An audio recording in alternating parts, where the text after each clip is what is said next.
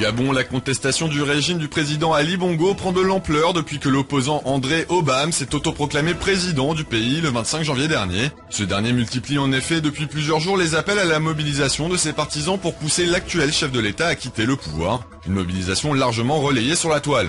Plusieurs vidéos de rassemblements organisés par les supporters d'Obam circulent ainsi sur les sites de partage. Des manifestations qui ont réuni des milliers de protestataires demandant plus de liberté et de démocratie au Gabon, comme ici à Bitam dans le nord du pays. Mais ces rassemblements ont parfois tourné à l'émeute, comme on peut le voir sur ces images filmées à Libreville où les contestataires en colère ont incendié plusieurs voitures.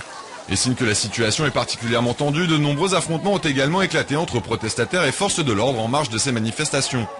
Une situation qui fait craindre le pire à Camarade, l'auteur de ce post sur le site coassi.com.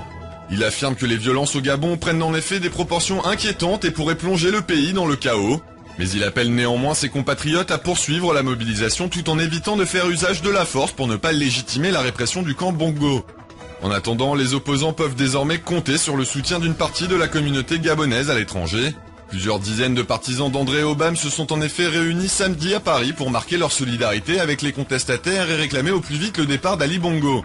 Une contestation qui se déroule dans les rues mais aussi sur le web et notamment sur Twitter.